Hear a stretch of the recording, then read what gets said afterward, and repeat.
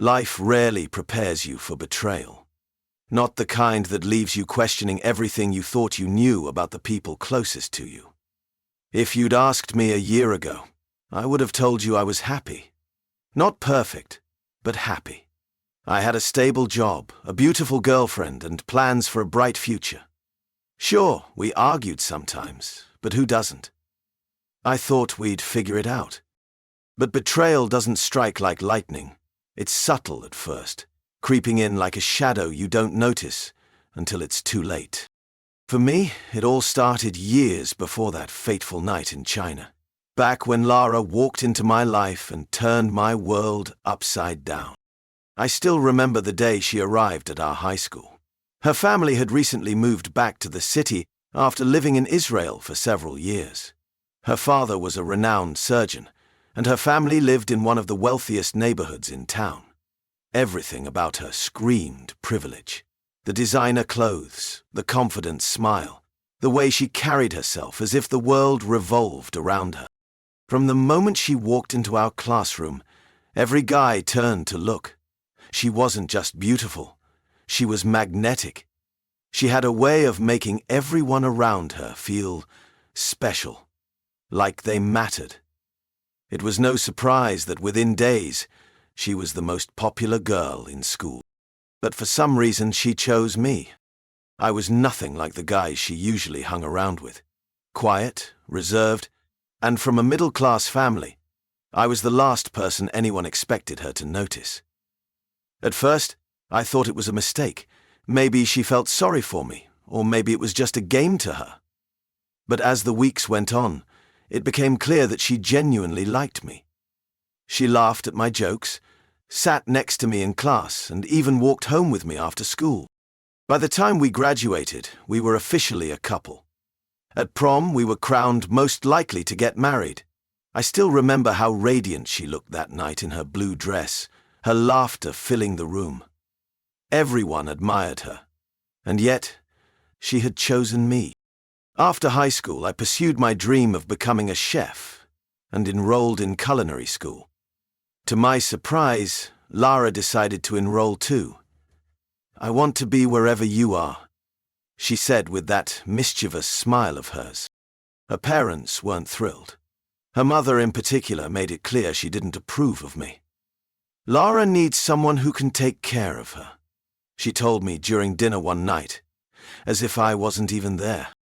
I ignored her. I loved Lara, and I believed that love was enough to overcome anything. But by the second year of culinary school, Lara had lost interest. "This isn't for me," she said one day, tossing her apron onto the counter. "Too much stress, too many long hours." She dropped out shortly after and started spending her days shopping, going to yoga classes, and meeting friends for coffee. I didn't mind. I was focused on my studies and working part-time in restaurants, dreaming of opening my own place someday. We moved into a small apartment together, and for a while things were good. But then her parents started asking questions. "When are you two getting married?" her mother asked every time we visited. Lara laughed it off, saying, "When he gets me a diamond big enough to blind my friends." Lara's mother. She said it like a joke, but I knew she wasn't kidding. The truth was, I wasn't ready.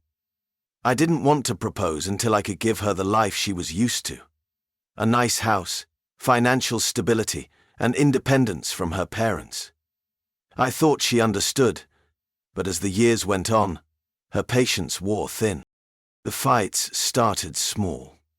Arguments about money, about how much time I spent at work, about why I hadn't proposed yet.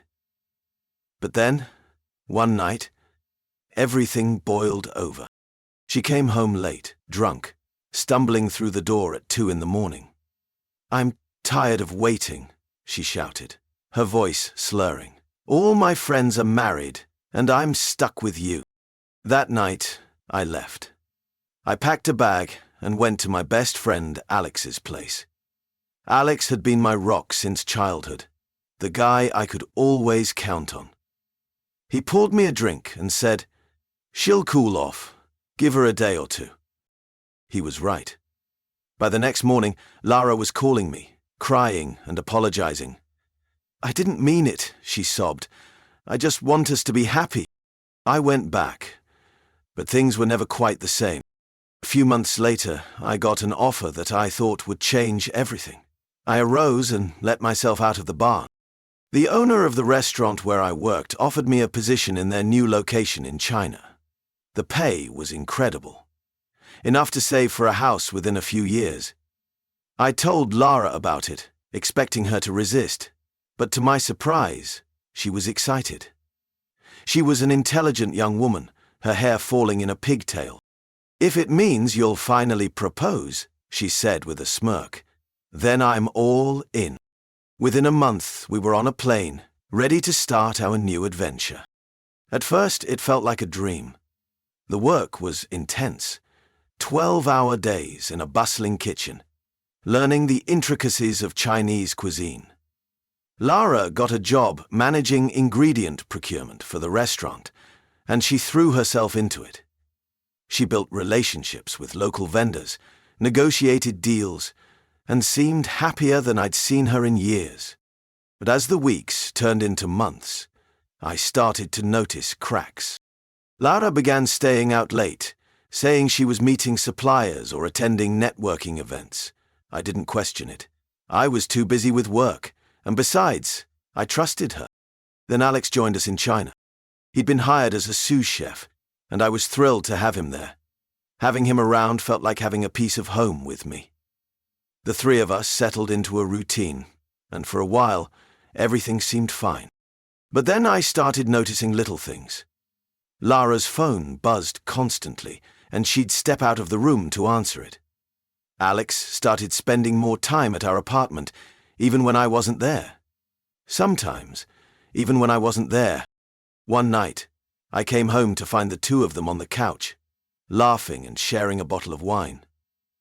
"You should have seen him in the kitchen today," Alex said, clapping me on the back. "He's a machine." Lara smiled, but there was something in her eyes I couldn't quite place. I shook it off.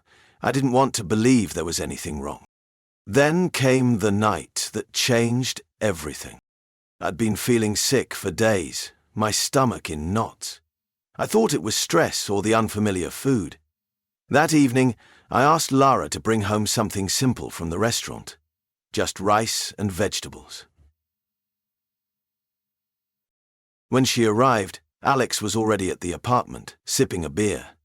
Lara set the food on the table, flashing me a strained smile. "Dinner's ready," she said. We sat down to eat, but something felt off. Alex avoided my gaze, and Lara seemed unusually tense. Her phone buzzed again, and she grabbed it, disappearing into the other room. I looked at Alex. "Is there something you need to tell me?" He froze, his face pale. "I didn't mean for it to go this far," he whispered. "What are you talking about?" Before he could answer, Lara walked back into the room. She froze when she saw us, her eyes darting between me and Alex.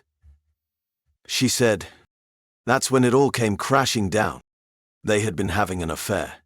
Worse, they'd planned to poison me, thinking they could get rid of me and start a new life together. I ended up in the hospital fighting for my life.